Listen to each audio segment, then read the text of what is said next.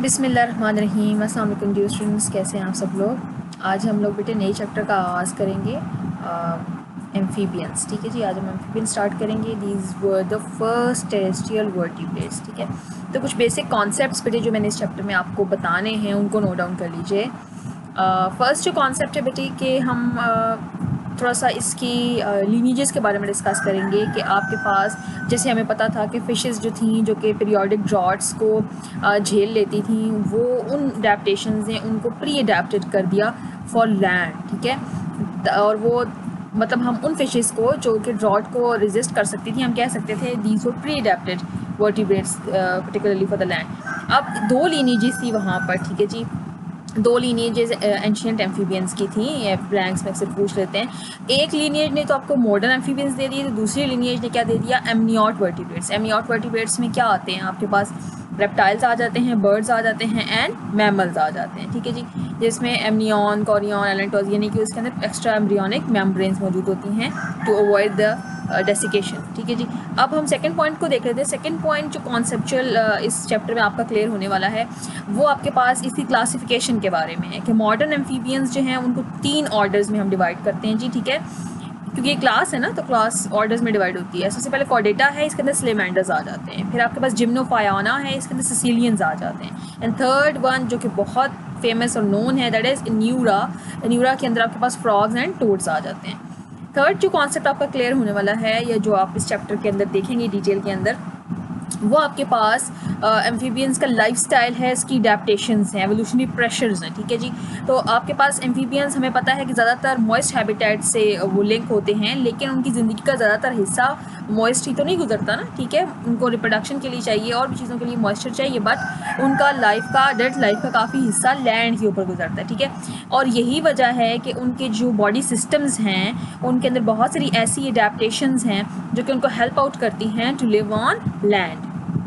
फिर जी fourth one important चीज़ जो है इसके अंदर आप देखोगे कि एग्स की और जो डिफरेंट एम्ब्रियो की डेवलपमेंटल स्टेजेस हैं ये रेजिस्टेंट हैं ड्राइंग के अंदर। ठीक है जी, और ये किसके अंदर सबसे पहले डेवलप हुई थी, एंशिएंट एम्फीबियंस के अंदर। ठीक है जी, और यही जो आपके पास डेवलपमेंट है to develop the eggs and developmental stages that are resistant to the drying, ये एक मेजर एवोल्यूशनरी स्टेप है जो कि वर्टिब्रेट एवोल्यूशन के अंदर हुआ है, जो कि इसको मॉइस्ट एनवायरनमेंट से इसका कनेक्शन वीक करता है। जब मॉइस्ट एनवायरनमेंट से कनेक्शन वीक होगा, इट मींस कि ये लैंड के ऊपर इजीली सर्वाइव कर जाएगा। क्योंकि देखिए हम एग्स और डेवलपमेंटल स्टेजेस का क्यों पर्टिकुलरली जिक्र कर रहे हैं, क्योंकि हमें पता है कि survival of a species depend on it's reproduction. ठीक है, इसका जो स्प्रेड होता है नस्ल तक का उस पर डिपेंड करता है। तो these were the major concepts which we will cover during this chapter. तो बेटे चलते हैं नेक्स्ट एवोल्यूशनरी पर्सपेक्टिव चेक करते हैं एम्फीबियंस का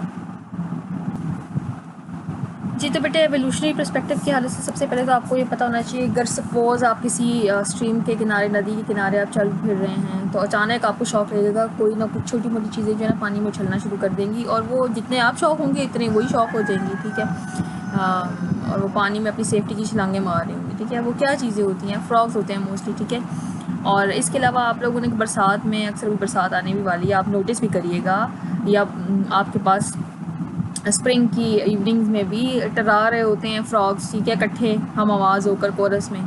तो ये सारी जो ऑब्जर्वेशंस हैं ये लोगों को बहुत फैसिनेट करती हैं और लोग जानना चाहते हैं कि ये कौन से क्रिएचर्स हैं। तो फिर लोगों ने अपनी जितनी भी लाइव्स हैं पूरी की पूरी वो इन्वेस्ट कर दी इनको स्टडी करने के लिए। ठीक है जी, अगर आप एम्फीबिया को देखते हैं तो एम्फीबिया जो है आपके पास बेसिकली इसके नाम का जो मतलब निकलता है एम्फीबिया। ठीक है, एम्फी मीन आपके पास 2।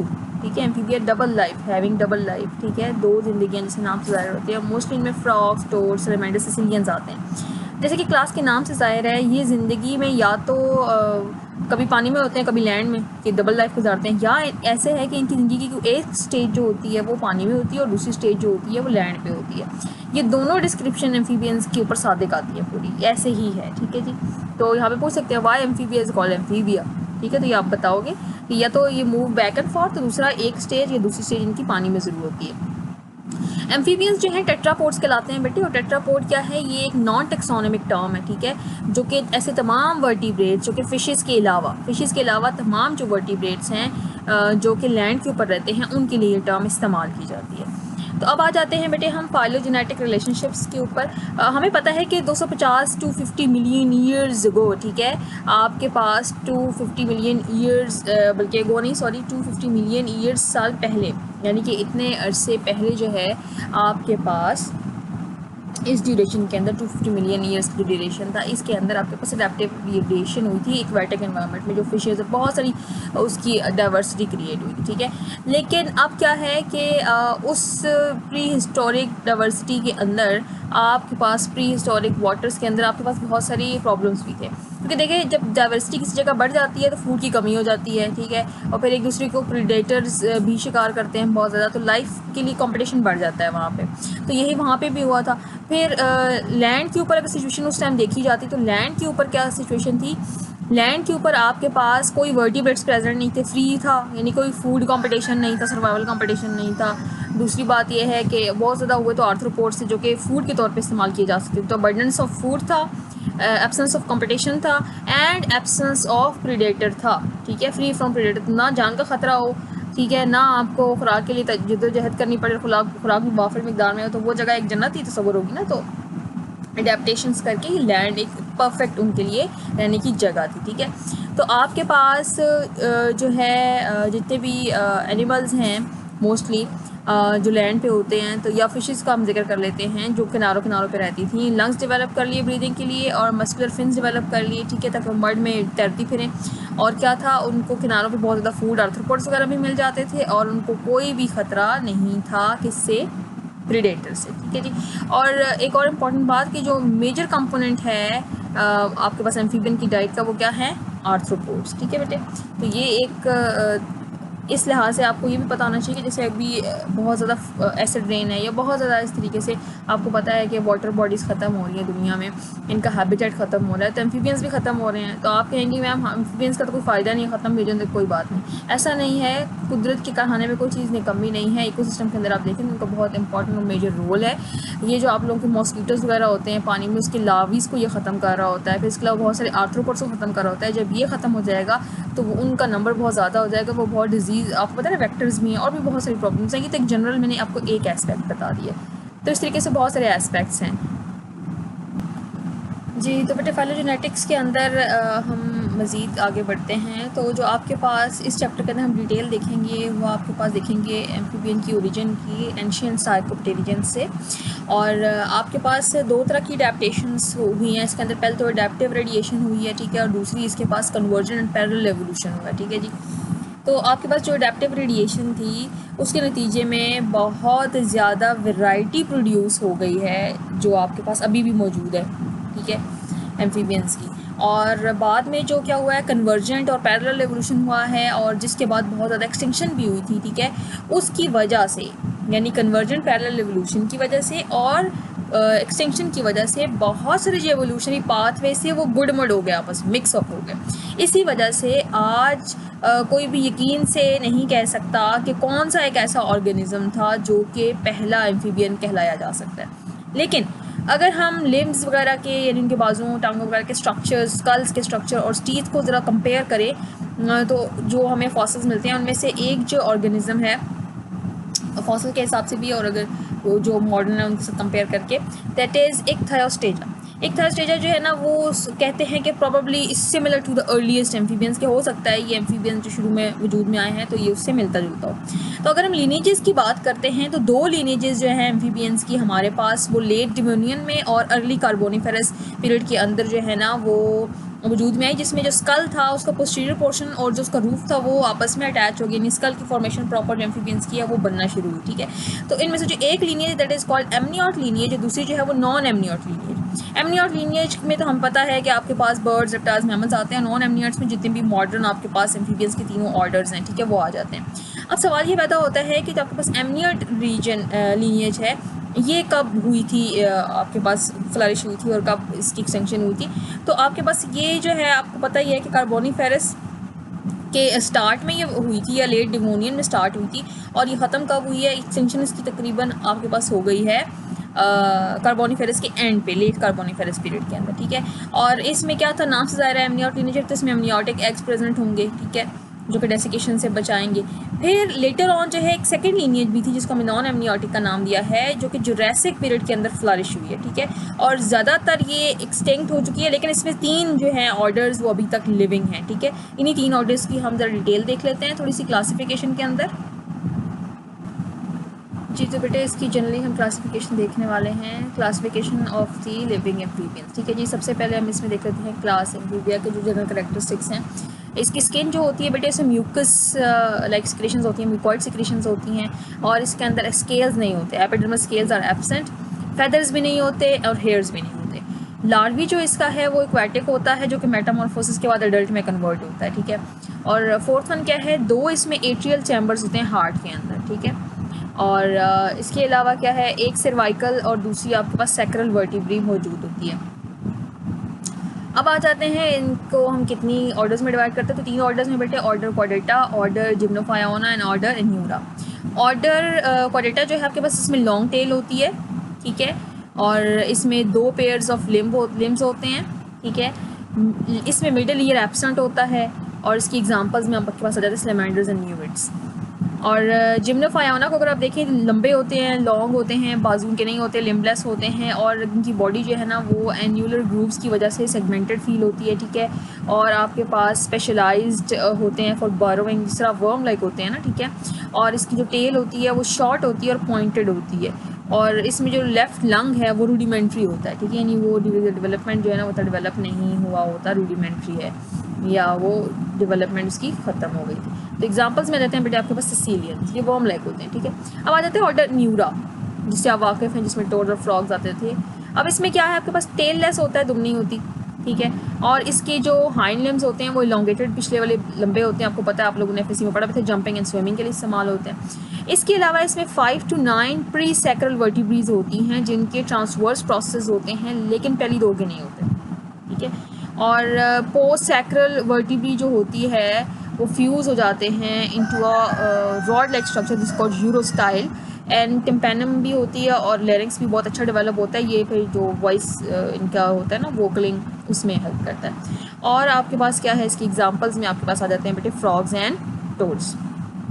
तो बेसिकली ये माइंड में होना चाहिए कि amphibians are divided 3 orders, order Caudata, salamanders and newts, order Gymnophiona, caecilians, and order Anura, that is frogs and toads, ठीक है। तो बेटे आपको पता है कि प्रैक्टिकल पॉइंट ऑफ व्यू से भी एन्यूरा जो है वो बहुत इंपॉर्टेंट है, इसकी डायसेक्शन आपने एफएससी में भी की हुई है, और इसकी जो आपके पास स्केलेटन है उसकी आइडेंटिफिकेशन भी एफएससी में की हुई है। अभी हम इंशाल्लाह बाकी भी वर्टिब्रेट्स के स्केलेटन वगैरह को देखेंगे, लेकिन ये आपके माइंड में होना चाहिए, ये इनकी जो आपके पास स्पेशली जो वर्टिब्रीज हैं, कौन कौन सी वर्टिब्री, अब डिटेल के अंदर आप स्टडी कर रहे हैं ना, ठीक है। तो इंशाल्लाह जब मैं आपको पढ़ाऊँगी नेक्स्ट आगे इसकी एवोल्यूशनरी प्रेशर्स, तो उसके अंदर आप इसकी लोकोमोशन, सपोर्ट एंड मूवमेंट में देखोगे डिटेल के अंदर कि इनका जो स्केलेटन है उसके अंदर कौन कौन सी मॉडिफिकेशन या अडेप्टेशंस आई हैं जो कि इनको लैंड पे सर्वाइव करने में हेल्प आउट करती हैं, ठीक है। तो यूरो स्टाइल हो गया, तो ये सारी चीज़ें आपके माइंड में होनी चाहिए। इंशाल्लाह जब हम पेपर बी पढ़ेंगे तो उसके अंदर भी जब हम सपोर्ट एंड स्केलेटन वाला चैप्टर पढ़ेंगे तो उसके अंदर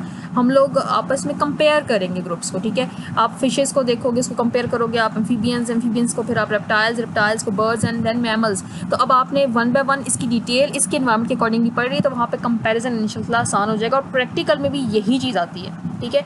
डायसेक्शन आती है, उसके अंदर आपने डिफरेंट सिस्टम्स को एक्सपोज करना होता है, वो बताना होता है, डेमोन्स्ट्रेट करना होता है। और साथ में आपके पास जब स्केलेटन की स्टडी आती है तो डिफरेंट जो ऑर्गेनिजम्स हैं, हर एक क्लास में से जो रिप्रेजेंटेटिव ऑर्गेनिज्म है, जैसे स्नेक्स हो गए, जैसे आपके पास लिजर्ड्स हैं, जैसे आपके पास ये फ़िश हो गई, और आपके पास एम्फीबियंस हो गए, तो मैमल्स हो गए, तो हर एक के जो स्केलेटन्स हैं वो आपकी लैब में अवेलेबल हैं। तो इंशाल्लाह उसको भी हम डिटेल में स्टडी करेंगे। लेकिन सिर्फ स्केलेटन देखना नहीं है कि हाँ जी ये ढांचा है, नो, आपने उसके डिफरेंट पार्ट्स को आइडेंटिफाई करना है, और उनके पार्ट्स की आइडेंटिफिकेशन, क्योंकि आपको बताया था ना कि structure and function is always related, और फंक्शन और स्ट्रक्चर को देखते हुए आप उसका एनवायरनमेंट बता सकते हो कि इस हैबिटेट का है, और हैबिटेट को देखते हुए आप बता सकते हो कि इस हैबिटेट में इस तरह के जानवर रहते होंगे, उनका ये फंक्शन होगा, और फिर फंक्शन के अकॉर्डिंग स्ट्रक्चर। तो ये तीनों चीज़ें इंटरलिंक्ड हैं, ठीक है।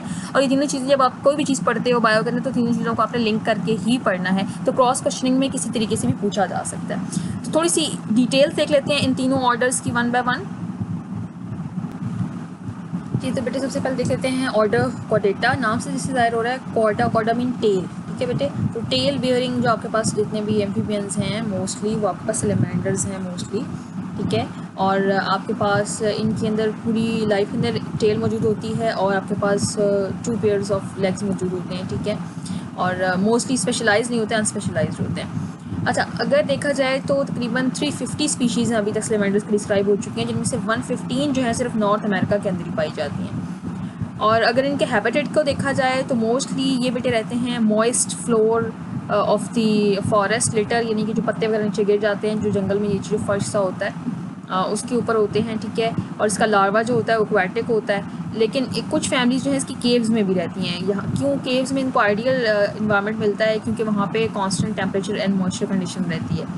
और सैलमेंडर की यहाँ पे 2 फैमिलीज अगर देखे जाएँ तो सैलमेंडर की एक फैमिली जो है आपके पास लिथोडोंटाइडी, ठीक है। ये जो आपके पास फैमिली है इसके अंदर सिर्फ टेरेस्ट्रियल सैलमेंडर्स पाए जाते हैं, जो कि लैंड के ऊपर अपने एग्स ले करते हैं और इनके एग में से फिर मिनिएचर्स यंग वन एडल्ट निकलते हैं, ठीक है। और अगर दूसरी फैमिली का जिक्र किया जाए तो वो है आपके पास सैलमेंड्राइडी, ठीक है। और ये फैमिली जो है इसकी जितने मेंबर्स हैं उनको हम न्यूविट्स कहते हैं। और मोस्टली ये वाटर के अंदर रहते हैं और इनके अंदर क्वाड्रल फिन्स मौजूद होते हैं, ठीक है। और चूँकि वाटर के अंदर तो क्वाड्रल फिन्स इनको चाहिए होंगे। सैलमेंडर जो है इनकी जो साइज़ की अगर बात कर लें तो कुछ सेंटीमीटर से लेके 1.5 मीटर तक भी ये हो सकते हैं। 1.5 मीटर आपको मिलेगी जापानीज़ जायंट सैलमेंडर आपके पास एंड्रियास जैपोनिकस, ठीक है, उसकी एग्जांपल है। और अगर आप नॉर्थ अमेरिका, क्योंकि बहुत सारी वहाँ पे स्पीशीज़ है ना, तो वहाँ की अगर फैमिली का जिक्र किया जाए, सैलमेंडर्स के लार्जेस्ट सैलमेंडर का जिक्र किया जाए तो वो तकरीबन 65 सेंटीमीटर लंबा होता है और उसका नाम है हेलबेंडा, ठीक है, हेलबेंडा। और इसको आप क्रिप्टोब्रैंकस एलिजेंसेस बोलते हैं, ठीक है। नेक्स्ट आपके पास आ जाता है जी, अगर इसकी फर्टिलाइजेशन का जिक्र किया जाए तो इनकी जो फर्टिलाइजेशन है वो मोस्टली आपके पास इंटरनल होती है। और इसमें मेल जो होते हैं वो प्रोड्यूस करते हैं स्पर्मेटोफोर, जो कि पिरामिडल्स होते हैं, जिलेटिनस होते हैं और वो उनकी कैप के ऊपर स्पर्म्स होते हैं, ठीक है। और ये सबस्ट्रेट के ऊपर जगह जगह डिपॉजिट कर देते हैं और फीमेल क्या करती है जब आती है तो इनको पिक कर लेती है अपने कोलेका के ज़रिए और स्टोर कर लेती है इन स्पर्म्स को अपनी स्पेशलाइज पाउच में, जिसको स्पर्मेथिका कहते हैं, ठीक है। और जो आपके पास एग्स होते हैं जब फर्टिलाइज हो जाते हैं, कैसे, जब वो क्लाका से पास करेंगे तो फर्टिलाइज हो जाएंगे और उसके बाद जब फर्टिलाइज हो जाएंगे तो फिर उसके बाद वो क्लम्प्स की फॉर्म में, गुच्छों की फॉर्म में या लंबी लंबी जो है ना स्ट्रिप्स की फॉर्म में, स्ट्रिंग्स की फॉर्म में डिपॉजिट हो जाएंगे। अब जब उसमें से लार्वी निकलेगी तो वो बिल्कुल सिमिलर होती है एडल्ट जैसी, लेकिन वो बिल्कुल छोटी होती है, मिनिएचर एडल्ट्स आप कह सकते हैं, ठीक है।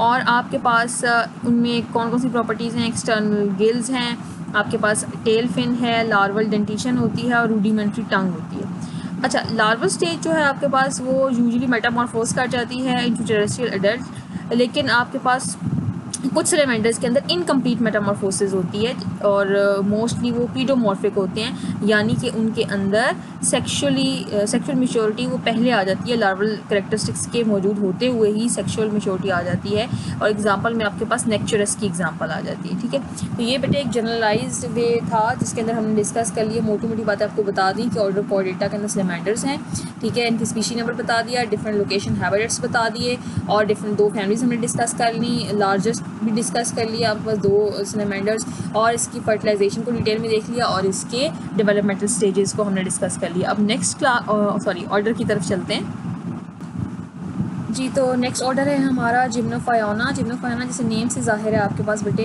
कि gymno mean naked and phiones mean like snakes, ठीक है। जो स्नैक लाइक बॉडी, इनकी वॉर्म लाइक बॉडी होती है, इनको सिसिलियंस इसकी एग्जांपल है, ठीक है जी। और तकरीबन अभी तक 160 स्पीशीज़ डिस्क्राइब की जा चुकी हैं जो कि सारी की सारी ट्रॉपिकल रीजन में पाई गई हैं। सिसिलियंस जो हैं ये वॉर्म लाइक बोरवर्स होते हैं जो कि दूसरे ही वर्म्स और इनवर्टिब्रेट्स जो सॉइल में मौजूद होते हैं उसके ऊपर फीड करते हैं और ये सेगमेंटेड लगते हैं बिल्कुल। उसकी वजह ये है कि इनकी जो स्किन की जो फोल्ड्स होती है वो ओवरलाई करती है सेपरेशंस, जो मसल बंडल की जो सेपरेशंस हैं वहाँ पे स्किन फोल्डेड फॉर्म में प्रेजेंट होगी, इसकी वजह से लगता है कि ये आपके पास सेगमेंटेड है। अच्छा, अब क्या है कि इनका एक टेंटिकल मौजूद होता है जो कि इनकी आइज़ उनके नॉस्ट्रिल के दरमियान में है, जो कि केमिकल को ट्रांसपोर्ट करता है फ्रॉम इन्वायरमेंट्स, ठीक है, टू दी ऑल्फैक्टरी सेल जो कि प्रेजेंट होते हैं माउथ के रूफ पे। अच्छा जी, फिर इसके अलावा जो स्किन होती है वो इनकी आंखों को कवर कर लेती है पूरी की पूरी, जिसकी वजह से ये नियरली ब्लाइंड होते हैं। और आपके पास फर्टिलाइजेशन जो है इसकी इंटरनल होती है और जिसकी लार्वल स्टेजेस होती हैं वो ओविडक्ट से पास होती हैं और जब ओविडक्ट से पास होती हैं तो उस दौरान वो अपने डेंटाइन से वो स्क्रैच करती हैं, आपके पास स्क्रैप करती हैं लाइनिंग ऑफ ओविडक्ट को और फीड करती हैं वहाँ पे।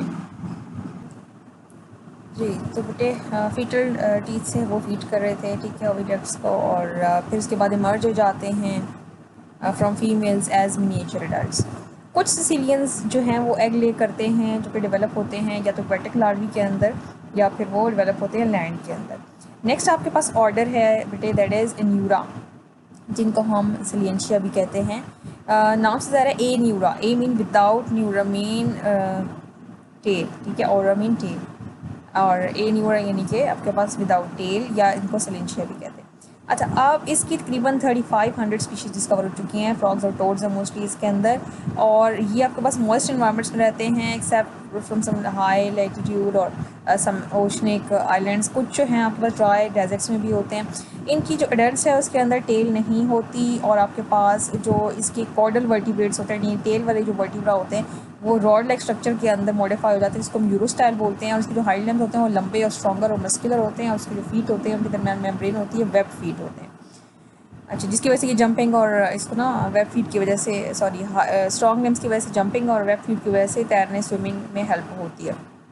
देन आपके पास इनकी जो लाइफ हिस्ट्रीज हैं बहुत ज़्यादा डाइवर्स हैं। अगर फर्टिलाइजेशन की बात करते हैं तो मोस्टली इनकी एक्सटर्नल होती है, ठीक है। एग्स एंड जो लार्वी होती हैं वो टिपिकली एक्वेटिक होते हैं। लार्वल स्टेजेस जो होती हैं वो टैडपोल कहलाती हैं, जो कि आपके पास वेल डेवलप टेल रखती हैं, और उनकी एक जो प्लम्प शेप बॉडी होती है जिसके अंदर कोई भी लिम्स प्रेजेंट नहीं होते, एब्सेंट होते हैं लिम्स, ठीक है। और इसके अलावा आपके पास मतलब जब तक वो एडल्ट में कन्वर्ट नहीं होता तब तक उनमें लिम्स नहीं है, वो टेल होगी लंबी सी। और मोस्टली जो एडल्ट्स होते हैं वो तो आपको पता है कार्निवोरस होते हैं, लेकिन जो आपके पास लार्वी होते हैं वो हार्बीवोरस होते हैं, और वो प्रोटीनियश चोंच की तरह की एक उनके पास स्ट्रक्चर होता है जिसको हम फीडिंग के लिए वो इस्तेमाल करते हैं, ठीक है। और एन्यूरेंस जो है वो उसका जो लार्वा है वो एकदम से ड्रास्टिकली उसके अंदर मेटामॉर्फोसिस होगी, और तेज़ी से मेटामॉर्फोसिस, रैपिड मेटामॉर्फोसिस होगी, जो कि उसको कन्वर्ट कर देगी इनटू दी एडल्ट्स। अच्छा, अगर हम डिस्टिंक्शन की बात करते हैं कि what is difference between the frog and the toad, ठीक है, तो ये वर्नैकुलर तो ज़्यादा आपको फील होता है, लेकिन साइंटिफिकली जो है ना अगर देखा जाए तो आपके पास टोड्स जो हैं बेसिकली ऐसे न्यूरॉन्स होते हैं जो जिनकी कंपेरेटिवली स्किन जो ड्राई और वॉट्स लाइक होती है, ठीक है, रफ सी होती है, और मोस्टली ये ज़्यादा आपको टेरेस्ट्रियल इन्वायरमेंट में मिलेंगी, ठीक है जी, बाकी मेंबर्स की निस्बत। और अगर आप इनकी बात करते हैं कि आपके पास number of distantly related taxa की, ठीक है, जो कि जो बाकी टैक्सा हैं वो इसकी निस्बत इतनी ज़्यादा आपको उसमें नहीं मिलेंगे टेरेस्ट्रियल। अच्छा, अब क्या है, एक सेकेंड जी, तो हम क्या बात कर रहे थे, मोस्टली जो है ना आपके पास जो दूसरे इसके रिलेटेड टैक्सा के जो आपके पास मेंबर्स होते हैं उनका करेक्टरिस्टिक ये होता है कि वो जो दूर के हैं टैक्सा कि वो आपके पास टेरेस्ट्रियल होंगे ज़्यादातर। इसके तो टेरेस्ट्रियल मतलब रिलेशनशिप है लेकिन इतना नहीं है, लेकिन टोड्स ज़्यादा है। अच्छा, इसके बाद आप आ जाते हैं कि इसके अगर जिक्र करें कि फैमिली किस फैमिली से ये बिलोंग करते हैं, तो आपके पास पुफोनाइडी से ये आपके पास बिलोंग करता है, ठीक है बेटे, ये आपके पास फैमिली बुफोनाइडी से बिलोंग करते जितने भी आपके पास आपको मिलेंगे टोड्स। तो बेटे कुछ फिगर्स को हम देख लेते हैं। जैसे का फिगर 19.1 देख सकते हैं, यहाँ पे आपको एम्फीबिया ट्री फ्रॉग दिखाया हुआ है, ठीक है, हायला एंड्रोसोनी, ठीक है जी। और ये मोस्टली आपके पास कॉमन वर्टिब्रेट्स हैं जो टेरेस्ट्रियल और फ्रेश वाटर हैबिटेट में पाए जाते हैं, और इनके जो एंसेस्टर्स थे ये फर्स्ट टेरेस्ट्रियल वर्टिब्रेट्स थे। अच्छा जी, फिर अगर हम जिक्र करते हैं मज़ीद फ़िगर्स का आगे जी, ये फ़िगर जो आपको नज़र आ रही है 19.2, ये आपके पास फ़िगर किसको इंडिकेट कर रही है जी, ये आपके पास अर्लीस्ट जो आपके पास कहा जाता है कि एम्फीबियंस थे, एक था स्टेजा, ठीक है, और ये फॉसिल्स थे उनके आपके पास एम्फीबियंस के। तो यहाँ पे आप देख सकते हैं कि जो इसका हेड आपको दिखाई दे रहा है, ठीक है, उसका स्ट्रक्चर आप देख सकते हैं, और इसके जो लिम्स का जो स्ट्रक्चर है, ठीक है, ये सारे आप देख सकते हैं। तो ये सारे वो कैरेक्टरिस्टिक्स हैं जो कि बताते हैं, और जो इसके आपके पास वर्टिब्रीज हैं, टेल और पूरी बॉडी का जो आपके पास स्केलेटन लाइक स्ट्रक्चर है, ये सारा इंडिकेट क्या कर रहा है कि आपके पास अर्लीस्ट एम्फीबियंस जो है ना पॉसिबली ऐसे होंगे। तो क्या है जी, fossils of the early amphibians were discovered in the eastern Greenland में मोस्टली डिस्कवर हुए हैं, लेट डिवोनियन डिपॉजिट्स के अंदर मिले हैं। और आपके पास तकरीबन 65 सेंटीमीटर लंबा स्पेसिमेन डिस्कवर किया गया, और इसके अंदर जो अडेप्टेशन है टेरेस्ट्रियल, अगर आपसे पूछें एक सैलस्ट्रेजा की टेरेस्ट्रियल अडेप्टेशन बताएं तो क्या है इसके अंदर आपके पास हैवी इसके अंदर बेटे मौजूद होते हैं पेक्टोरल फिन्स, ठीक है, sorry girdles, heavy pectoral girdles and pelvic girdles होते हैं, ठीक है। और आपके पास स्टर्डी लिम्स होते हैं, ठीक है, जो कि आपके पास प्रोबेबली बॉडी को लिफ्ट करने में हेल्प आउट किया होगा उन्होंने। और इसकी क्या है कैरेक्टरिस्टिक, स्ट्रॉन्ग जॉज होते हैं जो कि अब शो करता है कि ये प्रीडेटर होगा शैलो वाटर का, ठीक है। और कभी कभी ये वेंचरिंग करता होगा, यानी शोर पे किनारों पे आता होगा। और इसका जो इंटरेस्टिंग फीचर है वो इसका स्कल है, जो कि बिल्कुल सिमिलर है आपके पास स्ट्रक्चर ऑफ दी जो आपके पास एंशियंट सार्कोप्टेरिजियन फिश है उससे, ठीक है। और इसके अंदर क्या है, फिन लाइक टेल भी मौजूद है, ठीक है। और इसके अंदर जो बोनी रेज हैं आपके पास जो कि स्पाइंस से निकल रही हैं, ठीक है, वो सपोर्ट करती हैं टेल फिन को, ठीक है, बोनी रेज भी हो गई। अब ये जो पैटर्न है आपके पास स्ट्रक्चर का, ये बिल्कुल सिमिलर है structure of the dorsal fin से जो कि फिशेज़ में होता है, ठीक है, जो कि दूसरी किसी टेट्रापोड में जो है अभी तक देखा नहीं गया है। जी बेटे, अब बात कर लेते हैं हम एवोल्यूशनरी पर्सपेक्टिव की। तो एवोल्यूशनरी पर्सपेक्टिव के हिसाब से अगर बेटे देखा जाए तो ये आप देख सकते हैं कि क्लैडोग्राम शो किया गया है, और इस क्लैडोग्राम के अंदर आपको डिफरेंट चीज़ें नज़र आ रही हैं। लाइक यहाँ पे आप देख सकते हैं कि सबसे पहले 4 लिम्स, यानी कि ये टेट्रापोड्स है ना, 4 लिम्स टेरेस्ट्रियल लोकोमोशन के लिए थे। फिर इसमें मूवेबल हेड था, ठीक है। और यहाँ पे देखें, फिर यहाँ से आपको ये लीनिएज नज़र आ रही है इसकी, ठीक है। ये आपके पास एक्सटिंक्ट है, ठीक है, ये एक्सटिंक्ट हो गया। फिर नेक्स्ट भी आपके पास इससे एक और लीनिएज, यहाँ पे जो इसका फीचर जो इसको बाकियों से अलग करता है, दैट इज़ यूनिक आपके पास क्या है, attachment of the skull roof to the brain case. अब ये सारे करेक्टरिस्टिक आपको, ये वाला करेक्टर जो है ना इन सब में मिलेगा। अब यहाँ से जो पहली ब्रांच आती है वो भी एक्सटेंट हो चुकी है, ठीक है। इसकी जो दूसरी ब्रांचिंग है दैट इज़ न्यूरा, ये आप पढ़ते हैं, ठीक है, लिविंग है। फिर आगे चलते हैं जी, आगे से एक और ब्रांच हो रही है और यहाँ पे वो क्या बना रही है, कॉर्डेटा, ठीक है। और इसी की साइड वाइज ब्रांच है ना, ये आपके पास बना रही है जिम्नोफाइना। तो सिर्फ आपके पास ये वाली जो है ये लिविंग है, ठीक है, ये आपके पास लिविंग है, बाकी जो है ना वो एक्सटिंक्ट हो चुकी हैं। अच्छा, एक और इंटरेस्टिंग बात कि यही लीनिएज जो आगे चल के आपके पास जा रही है वो बना रही है आपके पास एमनियोट्स, ठीक है। और इन्हीं एमनियोट्स में से आपको पता है फिर क्या चीज़ निकलेगी, 3 चीज़ें निकल रही हैं, ठीक है। एक आपके पास है, एक आपके पास क्या है जी, रेप्टाइल्स, ठीक है। दूसरे आपके पास क्या है बेटे, जी रेप्टाइल्स आ गए। दूसरे आपके पास क्या है, बर्ड्स। और तीसरे आपके पास क्या है, मैमल्स, ठीक है। तो ये एक जनरलाइज सा इसका ओवरव्यू था जी। तो बेटे इस फिगर के अंदर आप देख सकते हैं कि ये आपके पास ऑर्डर कॉर्डेटा का एक मेंबर शो किया गया है, ठीक है। आपको जो ब्लू रिज स्प्रिंग सलेमेंडर है, ठीक है, ये आपको फिगर में नज़र आ रहा है, ठीक है। तो सलेमेंडर कुछ इस शेप का होता है। आप देखें इसमें आपको क्या नज़र आ रहे हैं, इसमें आपको दिखाई दे रहे हैं इसके लिम्स, ठीक है, और इसमें आपको एक लंबी सी टेल दिखाई दे रही है, ठीक है। तो ये आपके पास हो गया जी सलेमेंडर। तो that was all for today बेटे। कल इंशाल्लाह हम एवोल्यूशनरी पर्सपेक्टिव के हवाले से स्टडी करेंगे इसको डिटेल के अंदर। Thank you for your time and your attention. अस्सलाम वालेकुम व रहमतुल्लाहि व बरकातहू।